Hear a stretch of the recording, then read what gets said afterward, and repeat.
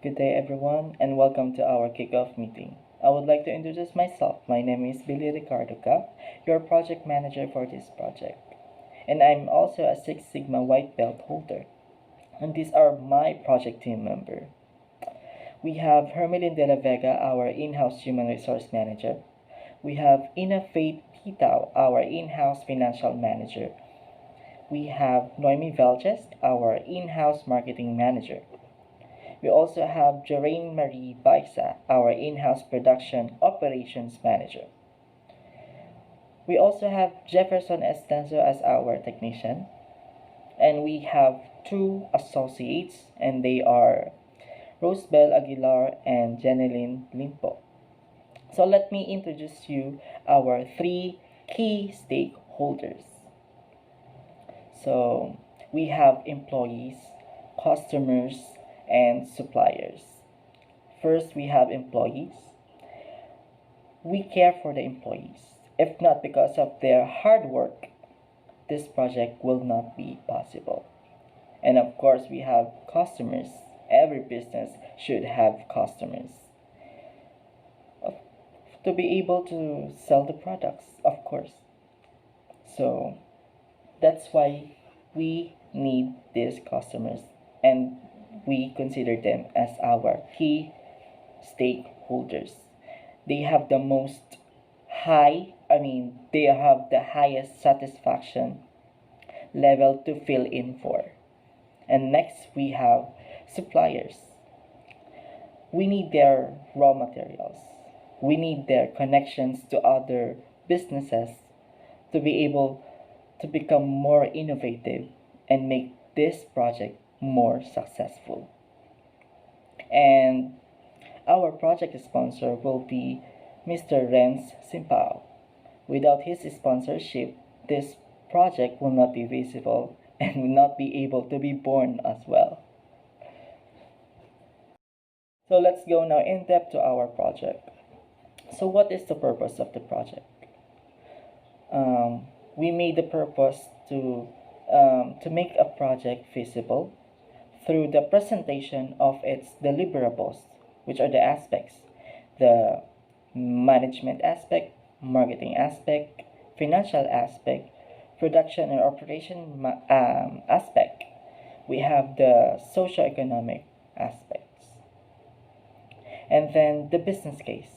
This is just a description of our project called the Earth City Gardening Company. So it is a plant care business which helps garden owners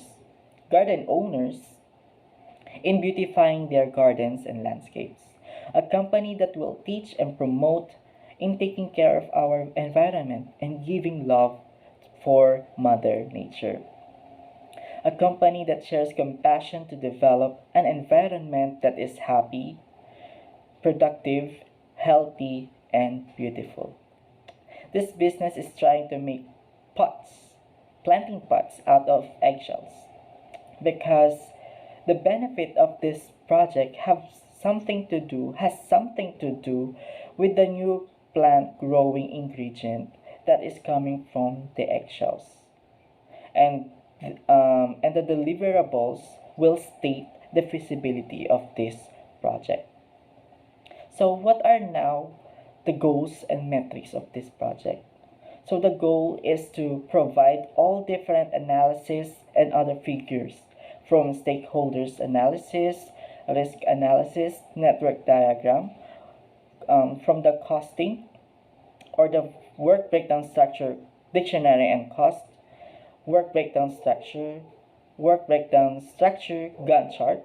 We added the productivity or individual performance. We need decision support and customer relationships. So what are these deliverables? What are these expected deliverables? So these are all the aspects of the project, namely the management aspect. Also, it includes the labor, the uniforms, the code of ethics, the business legal form, and etc. We also have the marketing management, which is the most crucial part. or the crucial aspect of the project, because it needs the branding, the logo, your location, and many more. And we have the financial aspect, of course, most one of the most important part of the feasibility. I mean, the project, the feasibility of the project, because we should show to the project that this is financially stable, financially capable of staying and being competitive in the market. And we have the socio-economic aspects and the production operation aspect. So what is the benefits of performing this project? So this is new for everyone. This is a newer planting paths, adding accent and beautifying someone's garden and landscapes. Less cost materials, because some materials are recyclable, just like the eggshells and the used clothes. And this is also a new way or a platform for everyone in promoting and supporting the goodness for everyone's mental health. So let's go now to our success criteria. So what is our success criteria and the factors, and what are the requirements? So success criteria, we have meeting the project's performance objectives. So the requirement for this is the time, the budget, and the business success. So what will be the success factor? Is meeting project's specified objectives. And I already mentioned it, the objective of this project. Next will be the stakeholder satisfaction, which is the most important one. So the requirement would be the satisfaction of project owners, users, the contractors, and the sponsor. So what would be the success factor for this? It's the project management processes. Okay? The contractors, the finances, and the timing, which is the most important part, which is the timing and the purpose. Next will be the project resources. So the requirement for this is the competencies, the skills, and commitment. Big word, commitment. So what will be the success factor for this? It's organizational culture. Why? We need communication, support, and knowledge management. And lastly, we have the communication and cooperation. Aside from the stakeholder satisfaction, this is one of the most important success criteria, which is the communication and cooperation. So we need communication to everyone, breaking down the barriers, regardless of the positions. We must enjoy our work and consider everyone as your family. Okay.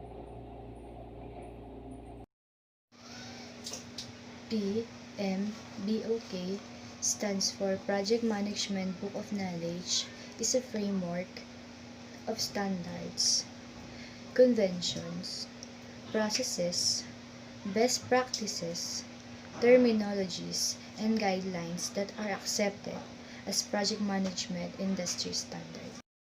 The project management of Book of Knowledge refers to the 5 processes, steps of project management.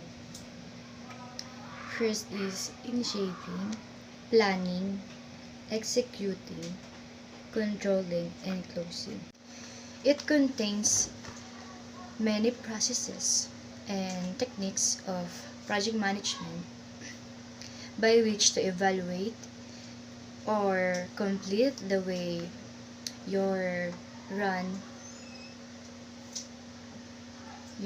of your projects or the methodology you use. Execution of methodology. the 5 process steps of project management. The first thing is initiating. So, ito yung pinakaunang process ng project management. Kailangan natin ay identify yung goal para malaman natin kung ano pa yung mga dapat gawin, yung mga dapat mapanatili para makakamit natin yung successful result sa project natin. Kasama rin sa initiating ang creating a business case. So, bakit nga ba natin kailangan mag-create ng business case? So, business case provides a decision makers, stakeholders, and the public of the manager tool for evidence-based and transparent decision making. And also, the next is we need to complete the project charter and draw up the list of the stakeholders. We need to turn this stage from abstract ideas into meaningful goals. We must know what are the things that we need to do with our project. So, sa project charter na, which is document, nakapaloob dun yung goals, budget, expected timeline, and so on. The second process step of the project management. It defines the scope of the project. So, bakit nga ba need identify yung scope ng project?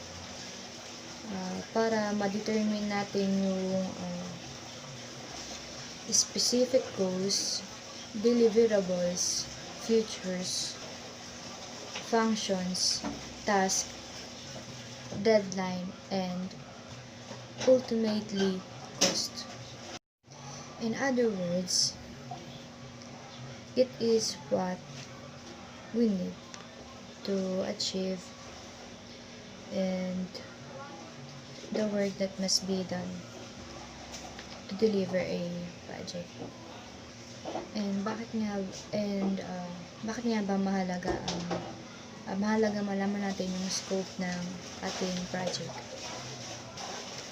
Sobrang importante nito kasi sinusure niya yung lahat ng deadline, kung nagpa-follow ba dun sa project life cycle. Yun nga. So, ina-avoid niya rin yung common issue katulad ng constantly changing requirements. Under the planning stage is kasama din yung set of budget baseline. So, ang budget baseline is a tool of measuring of how the project change or affect our schedule and our budget. And last is we need to define the responsibilities and rules dun sa planning. So, kaya mahalaga ang pagde-define ng rules and responsibility ng bawat isa is para ma-avoid yung common issue. So, kapag ipaliwanag natin yung mga rules and responsibility ng bawat isa ay hindi na magkakamali kasi sure na sila na-explain na ng maayos kung ano ba yung mga dapat gawin sa task nila. The third stage or the third process of the project management is execution. So, ang execution is a actual work dun sa project nyo, and the project manager, syempre, yun nga, sinabi ko, as a project manager, dapat alam niya kung yung team niya ba is nag-work as efficient and carefully monitor dun sa team nila. Bakit nga ba? So, ayun nga. So, bakit nga ba kailangan ng execution? So, ang importance ng execution is maintain yung collaboration between the stakeholders. Then, ang execution ay nakakapag-increase ng productivity ng team sa paggawa ng inyong project. So ayun nga, ini-ensure nyo na maayos yung pagkatrabaho nyo dun sa team nyo. And then, walang kahit anong issue na mangyayari. So, kaya kailangan na execution for better result of your project. Fourth phase of the process of the project management is controlling. So, ang controlling is during the monitoring phase of the project management. The manager is also responsible for tracking their efforts and the cost during dun sa pag-process. Tracking is not only ensures that the project remains within the budget, but also is important for the future projects. Controlling is important dahil ang project control ay minimize niya yung minimize niya yung variance ng cost and schedule from what was originally planned. So yun nami-minimize niya daw yung cost and schedule. Kumbaga, napapanatili yung napagplanuhan nila. And for the last phase of the process of the project management is closing. So, closing is a final phase of the project life cycle. This stage where all deliverables are finalized and formally transferred, and all documentation is signed off, approved, and achieved. So all work has been completed according to the project plan and scope. At ang closing ay assurance na that all agree upon project management processes has been executed. The next topic will be review of lesson learned. So the first is mobilization. Mobilization check learnings of other project to avoid mistake. The next is tollgate. Review at the achievement of key milestone so as to make changes. So, tollgate is a planned and standardized evaluation at the end of each phase. Is a standardized control point where the project phase is reviewed and or audited and approved or not to continue with the next phase. The third is change request. Result of an impact find causes of embed changes. And the last one is project closure. To understand the good and the bad.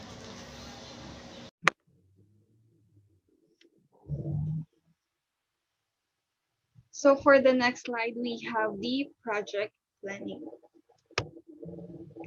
So as you can see, we provide our list in project management plan of how we conduct our project planning. So next, we have the goals and matrix. So goals in matrix is to provide all different analysis and other figures from stakeholders analysis, work breakdown structures, risk analysis, network diagram, costing, and WBS with Gantt chart, productivity or individual performance, decision support, and customer relationship. So in work breakdown structures, it contains 100% of all the work in the project. So we have the top level in this project ultimately goal The second level contains the project objectives.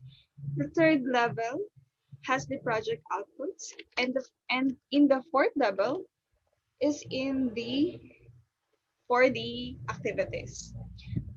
So when we talks about the project work breakdown structures, it is an outcome-oriented analysis of the work that involved in the project, and it also defines the total scope of the project. It is also the foundation document in project management because it provides the basis for planning and managing the project schedule, budget, and requests for changes. So So for the Gantt chart, we also have the Gantt chart for the goals. So first, what is the use of Gantt chart on our project? It is used on our project management to visualize, represent a project plan over time. So for this study, we use the modern Gantt chart that typically shows our timeline and status for our study, as well as we represent who is the responsible for each task in our project management. So here are the some details that Gantt chart enables you to capture at the glance. First is how a project breaks down into tasks. Second, when each the task will begin and how it will be going to end. Next, who's assigned to each task. And then lastly, the full project schedule from start to finish. In other words, Gantt chart is a super simple way to communicate what will take to deliver a project on time and budget. That means it's a whole lot easier to keep our project team and stakeholders on the same page to get out. So next, we have these expected deliverables: the project preparation, management aspect, marketing aspect, few parts of executive summary, technical, financial, socio-economic aspect, remaining parts of executive summary, recommendation, finding, and also the references. So when we talk about the expected deliverables, it is any output created as the result of the work done during a project. For the defining, tracking, and managing project deliverables is one of the most important responsibility of a project manager. Those guide help our team to understand our project deliverables in detail. Our expected deliverables can also be a massive and tangible, such as our stadium or a factory. Like for example, in the productions. It can be also be tiny and intangible when it comes in one-page marketing document. Project deliverables can be created for both external and external stakeholders. And for example, for the former, it would be the website upon when you make a client. And the design requirement document would be example for the latter. So next, have the scope. Within the scope, this project covers only possibility that eggshell can be made as planting pots and set new trends in beautifying gardens and landscape. It covers also the management aspect, marketing aspect, technical aspect, financial aspect, and socioeconomic aspect. Uh, Before beginning a new project, when we discuss our within the scope of our study, first we need to perform a needs assessment to accurately determine what the scope of the project should be. Because sometimes some scope creep obtain occurs when the team does not do a research of how to accomplish their goals and what the client needs. So by assessing the purpose of your project and how it will be serve your client, you can anticipate goals because it happens and create a better strategy for each project. So when we talked about the scope in the project management, it refers into the boundaries and requirements for a project. It may on it may include of all the elements of our project that conducts our team plans to address as well as our work was needed to complete it. As a part of our team, I can say that our main responsibility is to maintain a reasonable scope for the project and delegate any other task. So when we talk about the outside of the scope, it does not cover projects, use Excel, and main material in making plans. The main the main focus would be on the design to make the planting pots I can be to the garden owners. So once we understand the scope of the project management, we need to be firm and enforcing. If our client asks for something outside of the scope of the project, we must we must be clear that we have already allocated the time and resources needed for the project. Therefore, our team agreed that we must willing to take more work for another increased rate. So we must definitely avoid the simply agreeing with the client to keep them happy.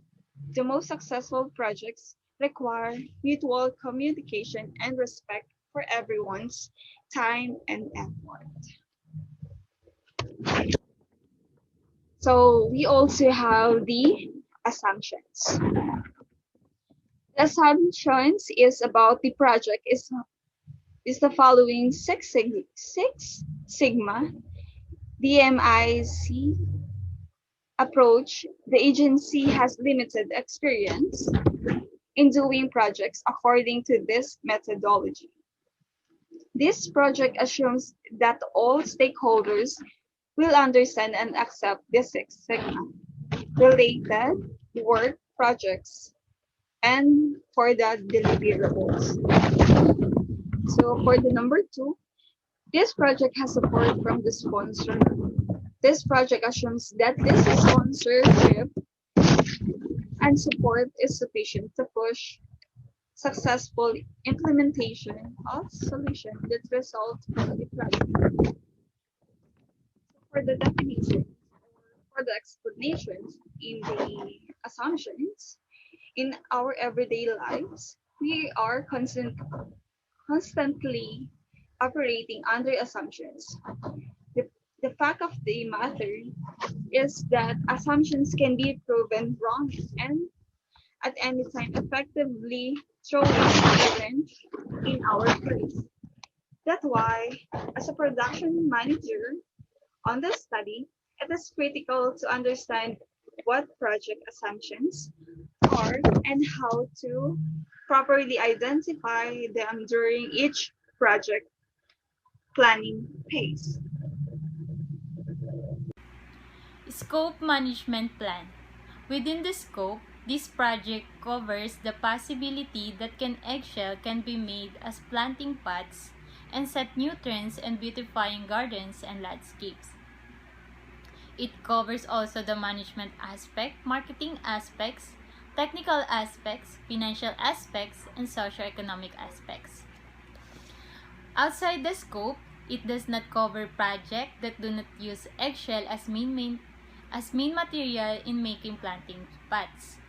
The mini focus would be on the designs to make the planting pots eye candy to the garden owners. Scope management plan, the process whereby the outputs, outcomes, and benefits are identified and controlled. Also, to ensure the project includes all the work required for completing the project successfully. Time management plan.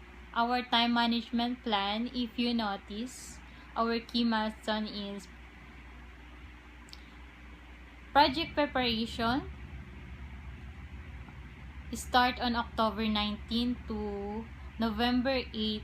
Management is also 6 days preparation, and so on.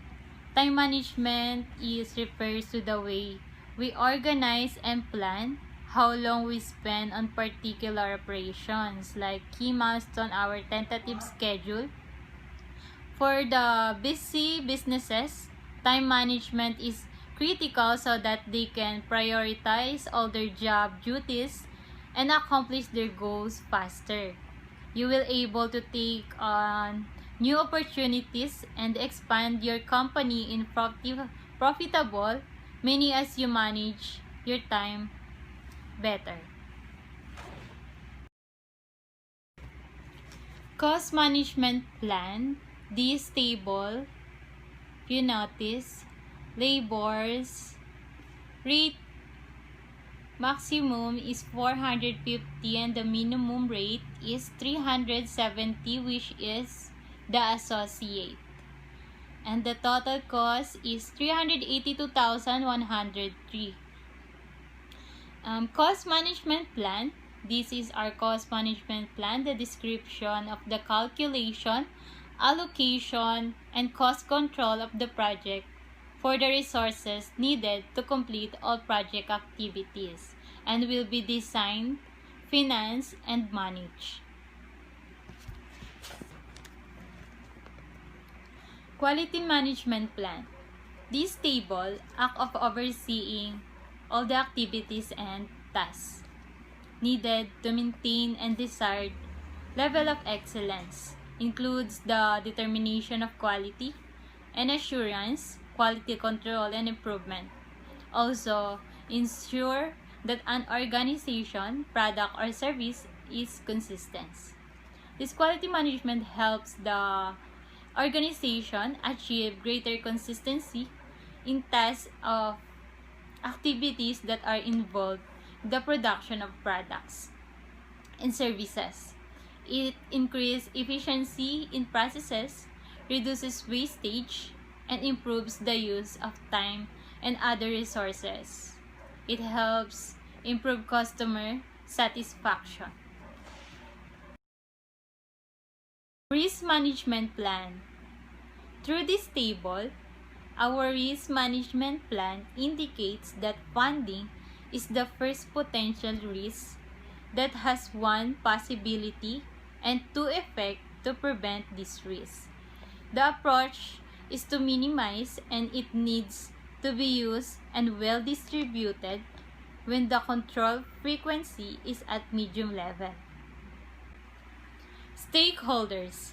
High power, less interested people put enough work in with these people to keep them satisfied, but not so much that they become bored with your message. The media, local community, and general public. The high power, highly interested people, you must fully engage these people and make the greatest efforts to satisfy them. The employees, the customers, and the suppliers. The low power, less interested people. Again, monitor these people but don't bore them with excessive communication. These are the general public. The low power, highly interested people, keep informed, adequately inform these people and talk them to ensure that no major issues are arising. People in this category can often be very helpful with the details of your project. The creditors, government, and agencies. These stakeholders is a person who has interest in the company, can also be an investor, and their actions determine the outcome of the company as well as its day-by-day workings. The next slide are the different types of constraints in our project. These are time, quality, cost, and lastly, the scope. The first one is the time. We need to learn more about the project time management. Second is the quality constraints. It focuses on the characteristic of the deliverable or product. Third is the cost. It arises when it is excessively expensive to report certain information of the financial statement of the project. Lastly is the scope. It defines its specific goal, deliverable, features, and functions. It is also required to complete the project. The next slide is the Human Resource Management Plan 1. The project manager of Earth City Gardening Company is Billy Ricardo Ga. De La Vega Hermelin is the HR manager. Pitaw Innovate is the finance manager. Belches Noemi is the marketing manager. Baisa Jarin Marie is the production manager. Estenso is the technician. And lastly, the two associates of the Earth City Gardening Company is Limpo Jenilyn and Aguilar Rosebel. The next slide is the project team. A project is a team whose members usually belong to different groups, have different functions, and are assigned by the project manager to do activities for the same project. The project team members of Earth City Gardening Company. Good day to everyone. These are the standards of Earth City Gardening Company. Number one is be inclusive. When we say inclusive, you need to be part of, especially the project team. Kapag kasama ka na sa project team, you need to be committed. Kailangan i-involve mo yung sarili mo sa activities or tasks na ibinibigay doon sa project team. Kailangan kasangkot ka lagi. At pinaka-importante, you need to be committed sa iyong trabaho.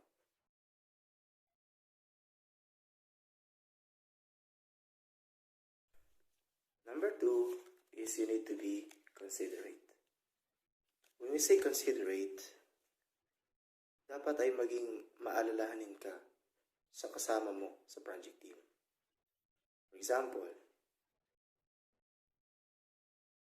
may mga bagay na kaya mo namang itulong sa iyong kasama.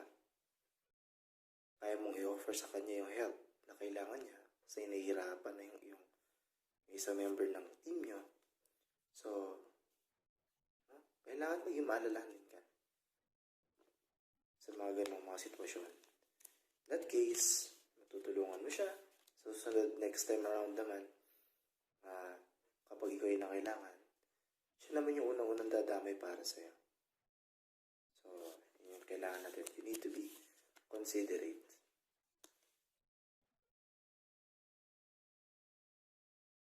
Number three, you need to be respectful. When we say respect, you must give respect to everyone. But you need to respect yourself first to be able to respect by others. No? Kung gusto nating respetuhin tayo ng iba, respetuhin mo natin yung ating sarili. Sa loob ng organization, yung respeto, hindi naman siya ganoon kahirap ibigay. Pero kailangan makita natin yung kailangan natin na respeto yung ating mga kasama. Mahalaga kasi yun.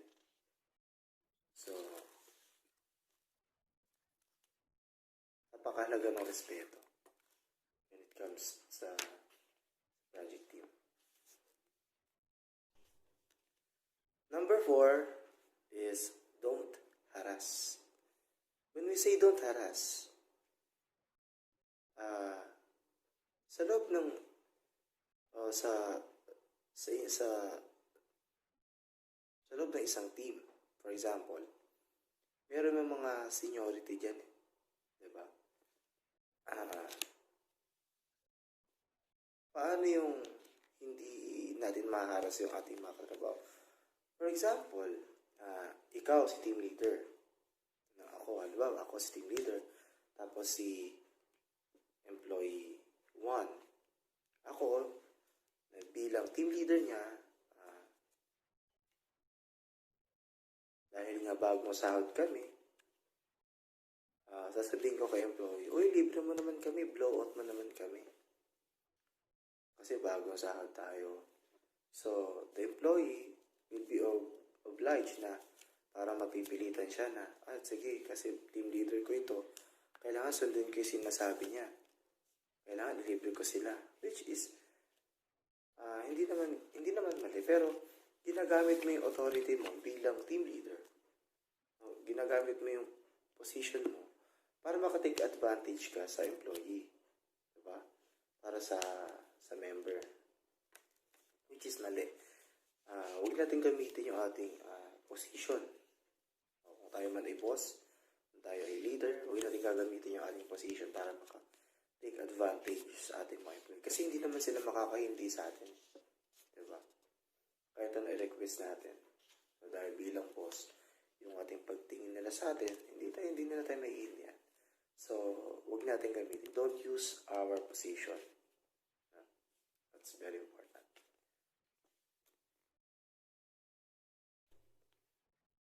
Number 5 is make differences into strengths. What do we mean by that? When we say differences, magkakaiba. Diba? Magkakaiba. Sa isang team, sa project team, meron kayong iba-ibang mga katangian, mga skills. Merong magaling sa ganito, magaling sa ganyan. When we say make differences into strengths, gamitin natin yung, halimbawa, si member 1, magaling siya sa writing skills. Diba? Si member 2, magaling siya, ma-effort siya.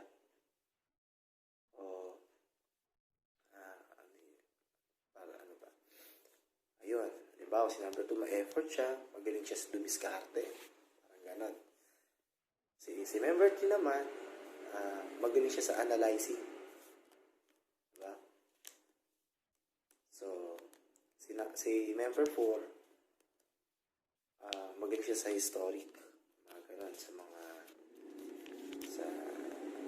sa ganon. Pag pinagsama-sama mo lahat ng differences nyo, kung saan magaling si employee 1, magaling si employee 2, tapos kung saan magaling si employee 3, kasi si member 1, si member 2, si member 3, diba?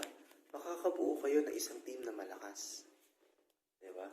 Kahit magkakaiba kayo ng strengths, magkakaiba kayo ng field, pero pag pinagsama-sama nyo, magiging isang malakas na group kayo. Helping sa pagtutulungan nyo. Malaking bagay yan. Number 6 is choose your words carefully. So, number 1, threats of violence.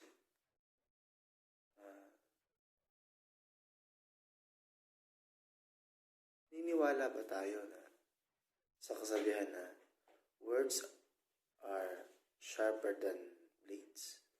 Diba? So, anything na pwede nating sabihin ay mas makasakit sa ating kapwa. Mas masakit kaysa sa blades.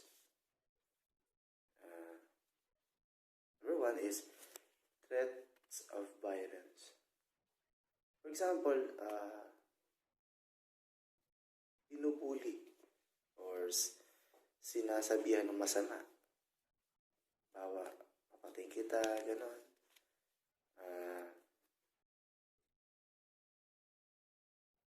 Umayos ka nga. Parang, nag-i-implant ka ng fear dun sa isang member, sa kapwa mo member ng team ninyo, di ba? So, which is mali. Dapat hindi mangyari sa ganun sa loob ng isang project team. May iwasan yun. It should be avoid. Di ba? Number 2, insubordination or pagkawalang kilos. Patamad-tamad.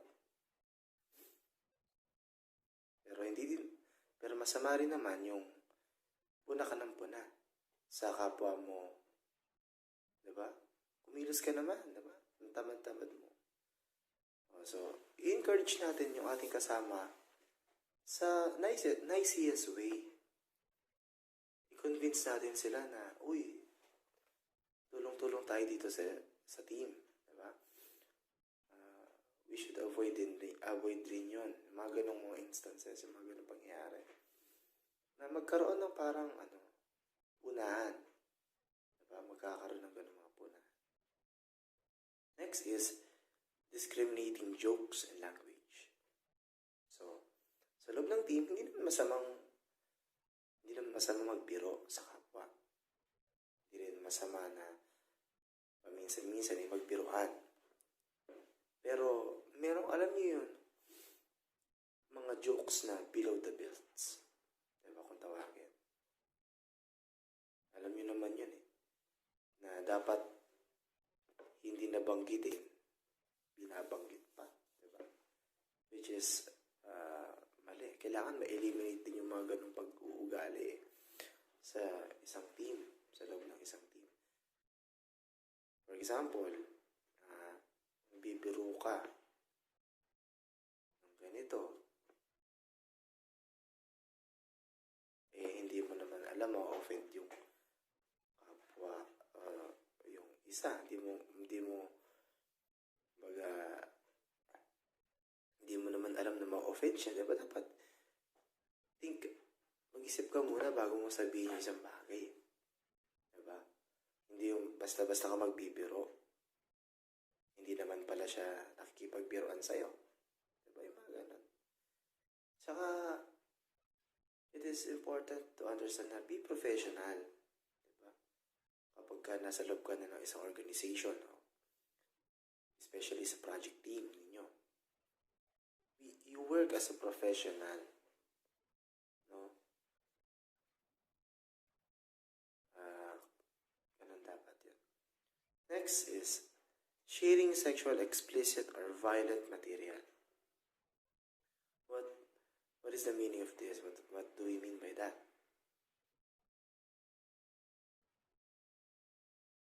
So, may iwasan yung mga sexually, ganon nga, yung mga discriminating. Kailangan may iwasan din yun. In terms of, personal insults and racist. Yung mga pag-iinsulto, kailangan rin yun Hindi rin yun sa atin makita.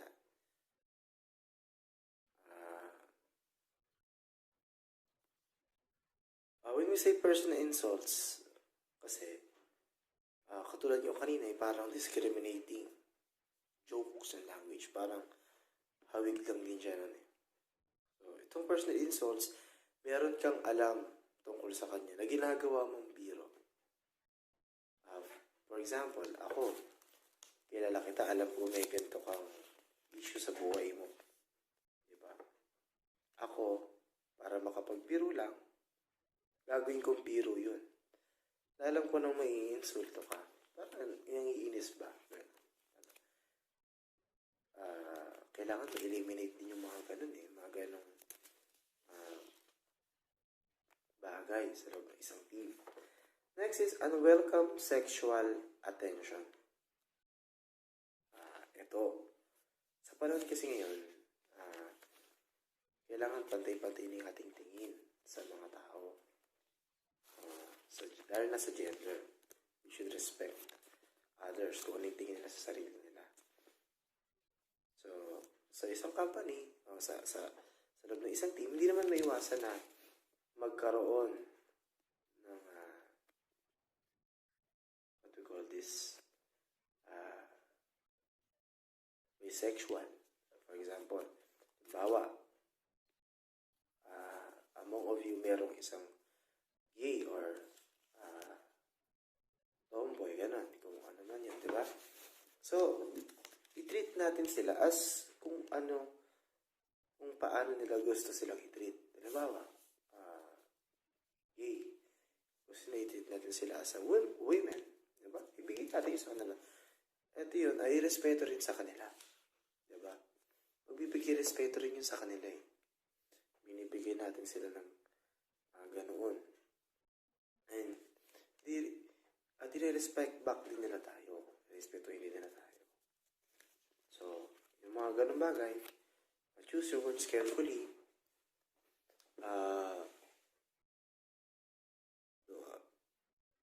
We shouldn't harm anyone. Diba? Wala tayong dapat i-harm sa pamamagitan ng ating words. Kasi napaka-harmful ng words eh. We should avoid that. Lahat nito.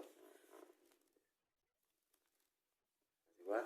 Avoid natin yung threat of violence, insubordination, discriminating jokes and languages,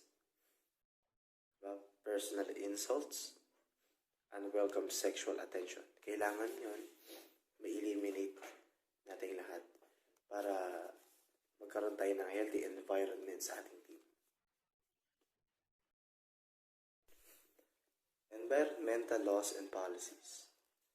The project needs to deal with a lot of environmental policies to meet the legality that the business is pursuing only the goodness of Mother Nature through developing new eco-friendly planting pots and planting technique methods. According to Republic Act 9003, Ecological Solid Waste Management Act of 2000, the law ensures proper segregations, collections, storage, treatment, and disposal of solid waste through the formulation and adaptation of best eco-waste products. The Labor Code of the Philippines. According to the Labor Code of the Philippines, the state shall protect labor, promote full employment, provide equal work opportunity regardless of gender, race, or creed, and regulate employee-employer relation. Male and female employees are entitled to equal compensation for work of equal value and to equal access to promotion and training opportunities.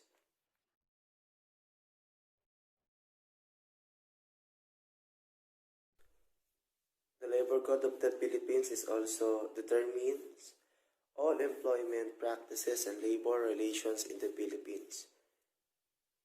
This is to help protect the employees and employers while ensuring that neither is subject to unfair treatment or exploitation.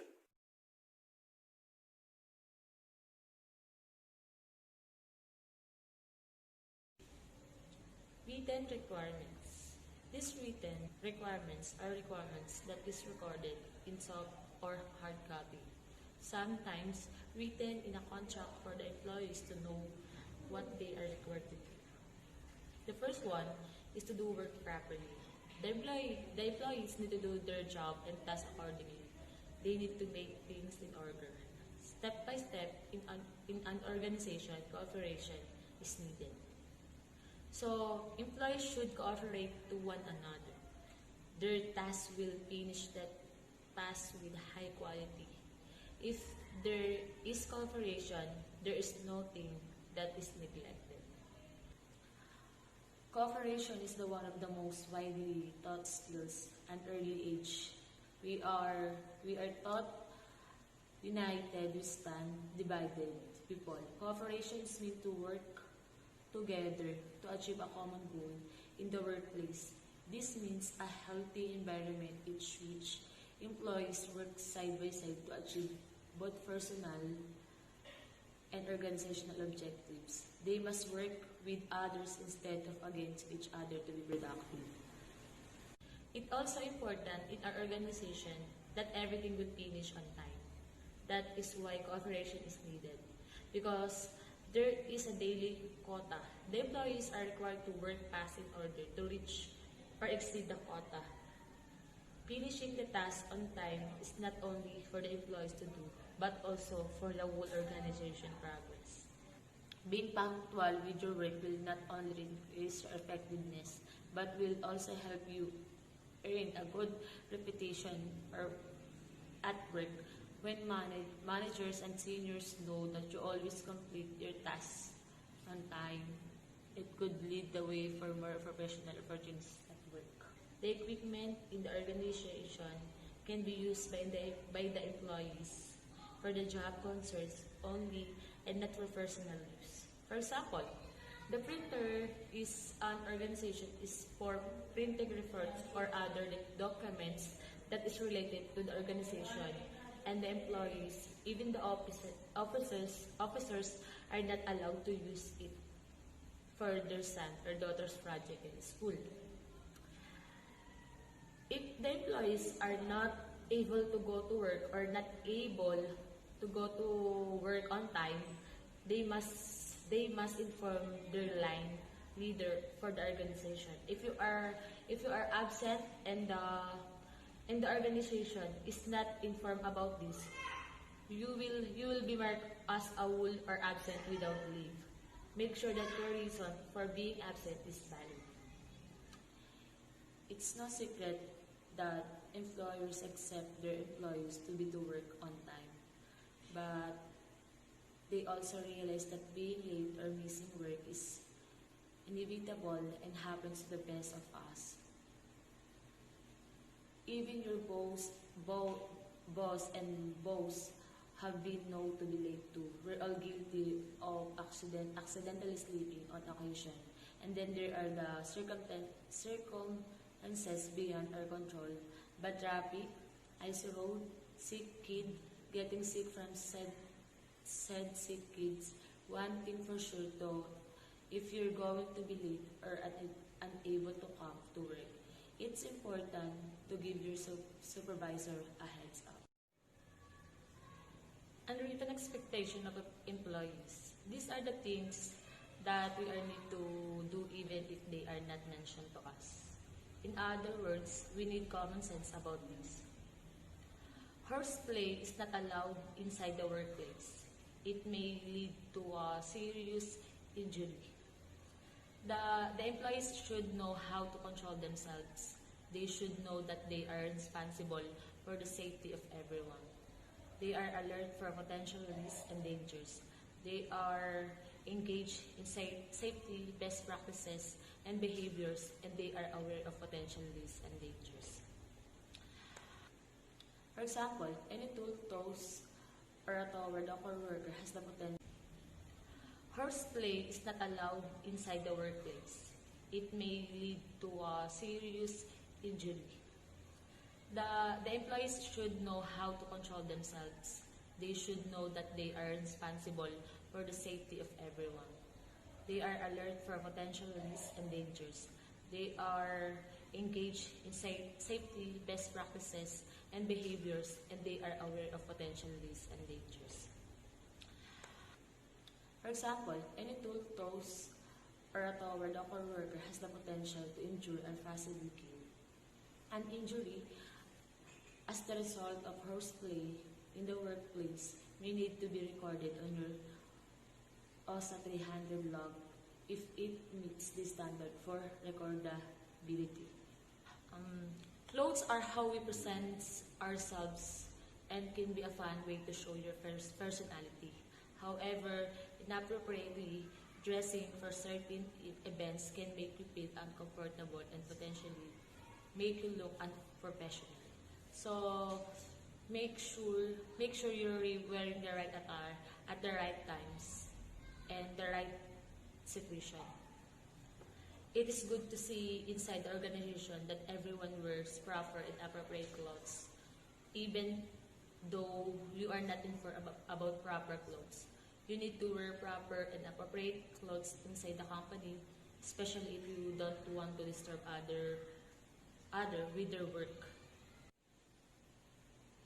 Example of appropriate business. Attire include a polo shirt with pressed khaki pants, a sweater, and a shirt with corduroy pants. A jacket with a skirt or slacks, and a blouse or a sweater with a skirt or pants. Pants, suits, and sports jackets also fit the business casual. When you apply for a job and you have been accepted or hired, you not to quit early, even if it's not belong to the written requirement. You should not quit early. If you quit, if you quit early, you will have a bad record from them. It can affect your future application to other organizations. It is good also for both employees and employers and to the whole organization to start early in their work time. If you start early with your work, you are a big help in the organization. Quitting early from your job could affect how you're perceived by colleagues and peers in the business community to which you belong. If there's not a plausible reason for resigning from your job, you could be viewed a pickle or unconcerned about your professional reputation. On the other hand, if you resign from your job to look for another job that and quit again, you might be viewed as someone who's more concerned about yourself rather than an employee committed to your organization goals. Equipment is essential for performing well in the organization. Proper care and maintenance for equipment mean you can take on and complete project without delay because of manufacturing or enrolled tools. The employers are not required to inform us to take care of the company equipment. The employees should have a sense of responsibility. They are not only responsible for everyone's safety, they are also responsible for the equipment. If we do not take care for the equipment, it may be broken and can cause accident. Taking care of your tools sounds like may add extra work to your already packed schedule, but the truth is that can actually save you time and money in the long run. That because regular maintenance of your equipment means you can keep your tools in good shape so problems don't affect your work. The employees should follow the instruction of their supervisor. It's obvious that by respecting clear work instructions, we move away from the risk of making mistakes or approximations. In short, with the work is done as it should. Quality is here. Follow with instructions. Show respect to the supervisor, and you can wish his trust. Review action items. First, what is action items? Action items is a single and clearly defined task that must be done or finished on time. So now let's review the action items of this project, which is on the table you can see in this slide. In this slide, you can see that it is divided into 7 columns.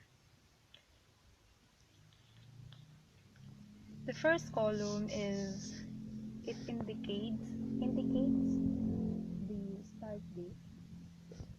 The start date of the task. So dito nakalagay kung kailan dapat gawin o umpisahan ng task. And then the second column is the action items or the deliverables. The third column is the owner. Dito nakalagay yung mga members na gagawa o naka-assign sa deliverables. Then the next column is the priority. In this column, makikita nyo na may nakalagay na high, medium, and low. So, ibig sabihin nito, pag high nakalagay, the deliverables should or must be prioritized. Although medium and low, ang pag medium and low ang nakalagay, priority din naman siya. Pero mas dapat priority yung high ang nakalagay. And then the fifth column is the due date. Of course, when there is a start date, dapat meron din due date or end date kung kailan dapat matapos yung task. Then the sixth column is nakalagay dyan is kung completed ba yung kung completed ba yung task.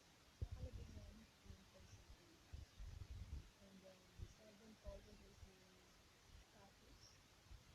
The status nakalagay kung if what is the status of the deliverables or the task, kung ito ba ay in progress, not started, or finished. So now let's discuss the first scope, which is the management aspect. So management aspect ay dapat ay nagawa or inumpisahan ng November ng 2020 at dapat ay natapos ng November 15, 2020. So, ang nakalagay dyan is high. Ibig sabihin, this management aspect is must be prioritized. At ang gumawa nito ay si Ms. Villaveda, Ms. Belcher, at Mr. Gal. So, makikita mo rin dyan na it is already 75% completed. So, ang status niya ay in progress. So, the next row is the marketing aspect. Sa marketing aspect, dapat siya ay nag-start ng November 16, 2020 and the due date is November 22, 2020. Again, this is in high or must be a priority. And the owner of this deliverable for task is Ms. Belcher and Mr. Gal. And the status of these deliverables is not started. Of course, the percentage completed is 0%. Then the third row, which is the technical aspect, the assigned to me and to Mr. Spencer and Ms. Linda. If the starting date of this task is on November 23, 2020, it will end up on last November 29, 2020. And it is also must be prioritized. And the next step is the financial aspect. So in this financial aspect, the person assigned for this is Ms. Pita and Mr. Gap. And it should start ng November 30, 2020 and end up ng December 6, 2020. And then the next is the socio-economic aspect. Socio-economic aspect is assigned to Ms. Pita and nag-start dapat siya ng December 7, 2020 and nag-end up ng December 10, 2020. And then next, which is executive summary. Nag-start dapat ng December 11, 2020 and then end up ng December 13, 2020. Yung mga assigned to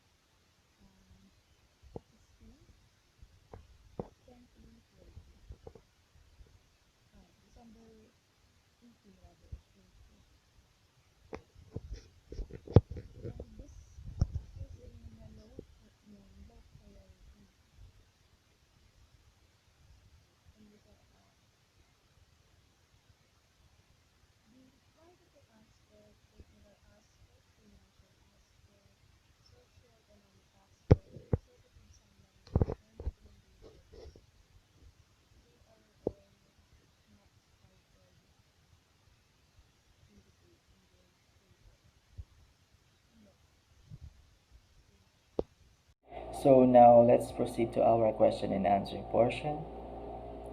But before that, I would like to remind my assigned person to take documentations of this. Take photos and record the answers of our project team members. So the question number one is, why is this project important? So for us, the project is important because we are telling the customers that we care for the environment. We care for their mental health. Because we are promoting plant growing activities for them to less their stress and boredom from this pandemic in this trying time. It is important for us to make this project feasible because the agenda is generally for the goodness of everyone, for their well-being, and for saving the life of our environment. Okay, so the second question would be, what is the problem you are trying to solve? From our project charter, based from it, we are trying to solve how this project become feasible. So through its deliverables, the presentation of it must show that this project is feasible.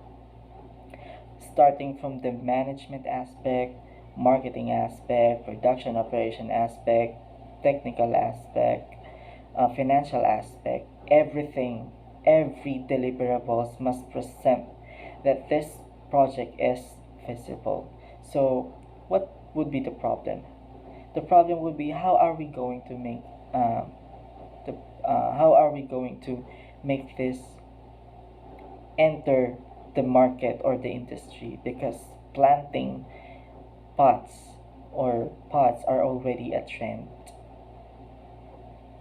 So we uh, we we we think that the problem would be what makes our business or what makes this project unique among the others existing already. So yeah.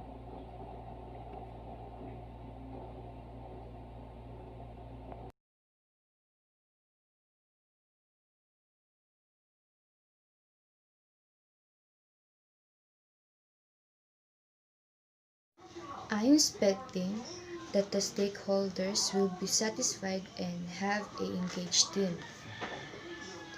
To achieve the goal, we must set a clear goal and strategy and monitor the project progress if there is needed to improve. And also, give the right task to the right skill and keep to the deadline to consider of how time is spent. What I see is a team must have a way of working together. There must be the processes that the team member follow to make a decision, assign tasks, manage conflicts that arise and achieve goals.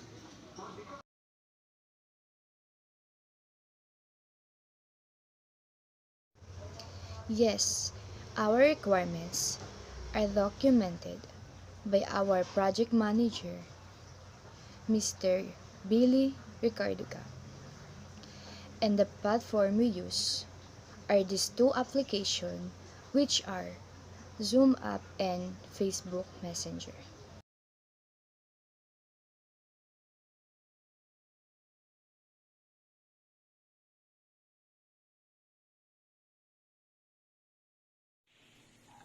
Cash flow is essential to small business survival. Yet many entrepreneurs struggle to pay the bills, let alone themselves, while they're waiting for a check to arrive. Part of the problem stems from delay invoicing, which is common in the entrepreneurial world. You perform a job, send an invoice, then get paid, hopefully 30 days later. In the meantime, you have to pay everything from your employees or contractors to, to your mortgage to your grocery bill. Waiting to get paid can make it difficult to get by, and then a customer doesn't pay. You can miss everything. Proper budgeting and planning are critical to maintaining cash flow. But even these won't always save you from stressing over bills. One way to improve cash flow is require a down payment for your products and services. Your down payment should cover all expenses associated with a given project or sell as well as some profit for you. By requiring a down payment, you can at least rest assured you won't be left paying others' bills. By padding the down payment with some profit, you can pay your own. Bakit na?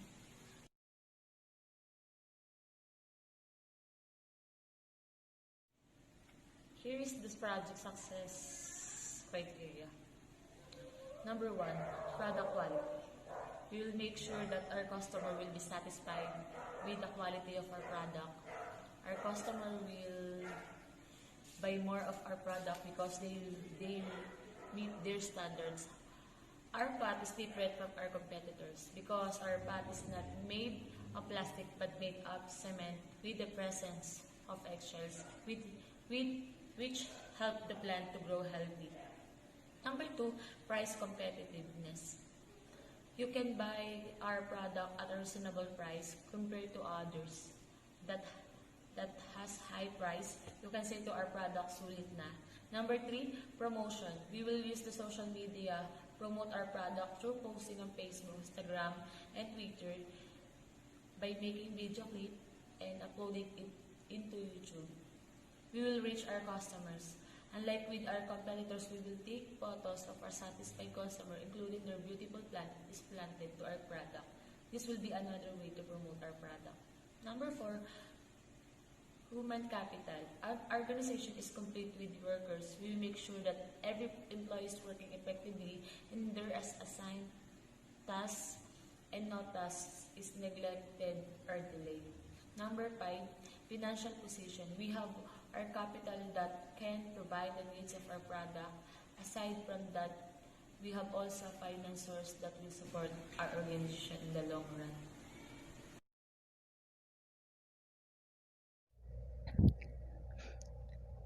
Number 7 question. How is this project going to be funded? Have all the funds already been secured? Our project, which is Earth City Gardening Company, will be funded through estimated cost.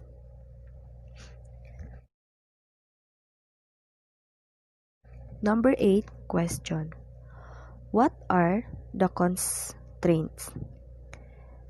The constraints of Earth City Gardening Company is the time, quality, cost, and scope. Resources will be constrained. The agency does not have the budget to fund any additional resources for this project, which is Earth City Gardening Company. Black Belt is not assigned full-time to this project. Programming support will be limited. Q&A question number 9. What is the most important? Time, cost, or quality management? Or would rank something else defining? For me, these 3 are all important because time management allows you to accomplish more in shorter period of time, which leads you to more free time, helps you to take advantage of learning opportunities and lower your stress and helps you focus, which leads you to more success. While cost management is also important because by using this on your project, it helps you to set the baseline for your project costs. You are trying to prevent going over budget. However, the quality management ensure increased revenues and higher productivity for the organization tools, ensure high customer loyalty to better business, increase cash flow, and satisfied employees, healthy workplace, and so on. Number 10 Q&A question. Who benefits from the project? These are the benefits of the project. For example, number 1, the customer experience. Customer experience improving typically measured in terms of customer satisfaction. Number 2 is the service quality, improving your services such as speed. Number 3 is productivity, the assets, the customer life value, knowledge, and the quality of life. What are the internal and external dependencies? Internal and external dependency are two kinds of logical relationships between two or more tasks that belong to either the same project or several different projects. Internal dependency means that the tasks are dependent on each other within one and the same project. External dependency assumes that the tasks of different projects and or sub-projects are dependent on each other. Internal dependency is used in those projects in which activities and tasks identify the amount of work to be done, while external dependency is often used either in one project that includes several sub-projects or in multiple different projects. Who are the stakeholders? There are two kinds of stakeholders, the high power and the low power. The high power, they are the media, local community, employees, customers, and suppliers, while the low power is the general public, creditors, and government agencies.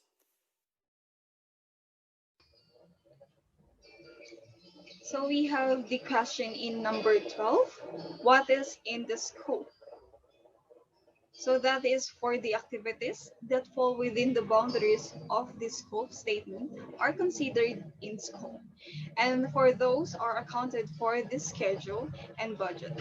If any activities fall outside the boundaries, it is considered out of the scope and is not planned for. Whether you're project manager or part of the project team, you want to consider it something in the scope or out of the scope as they move forward.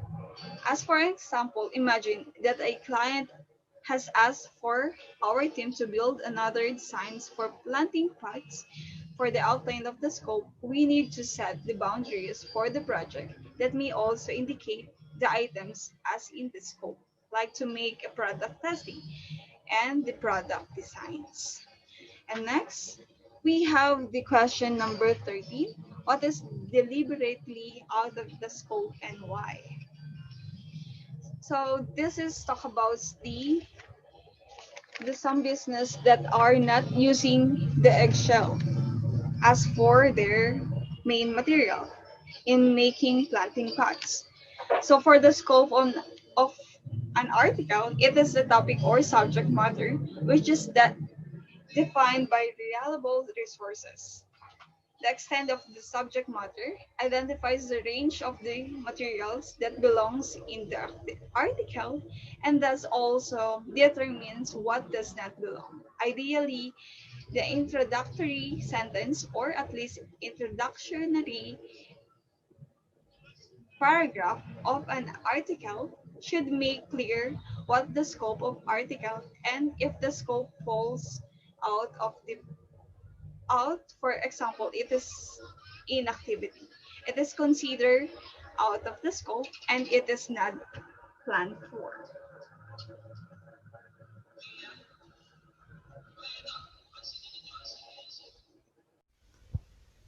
Question assigned to me is the numbers 15 and 16. The questions for number, have you done this sort of project before?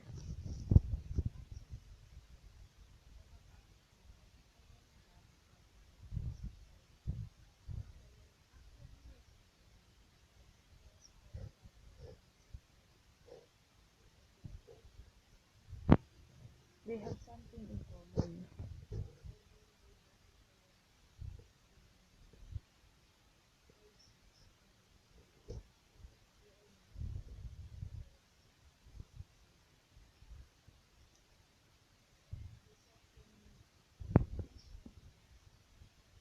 The second question for number 15 is, if so, who can I talk to in order to learn about their experiences?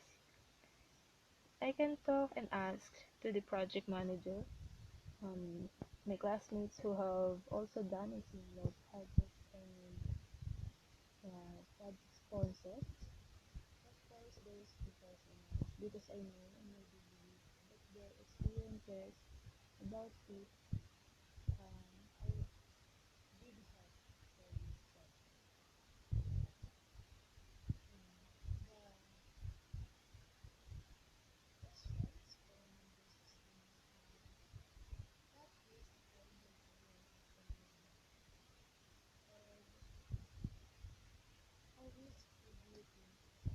This week,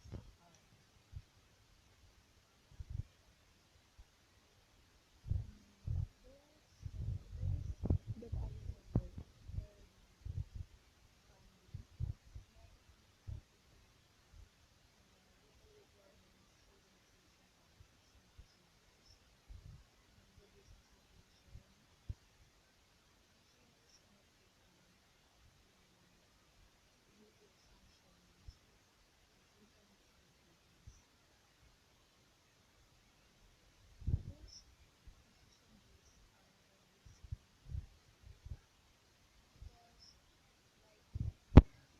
will like the funding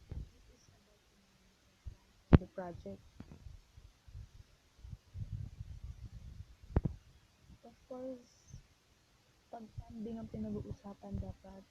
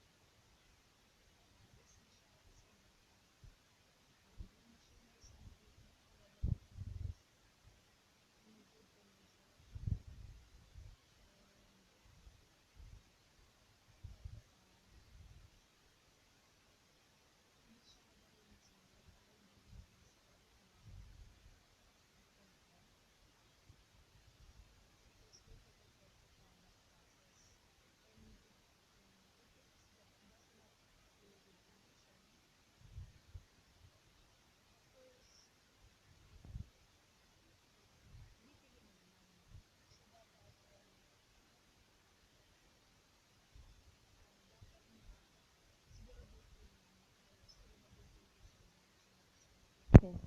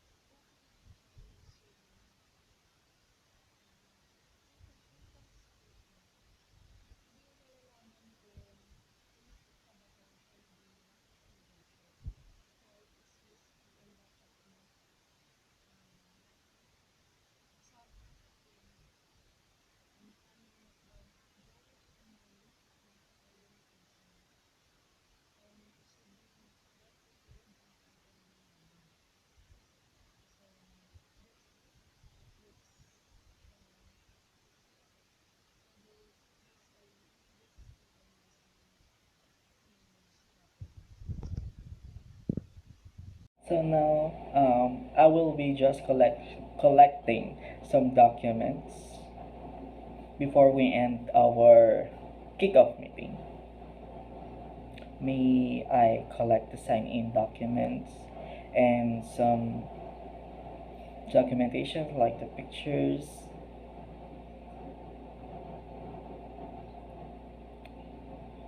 from my assigned person. Let me just have your documentations. Please send it to me and for us to be able to end now the kickoff meeting.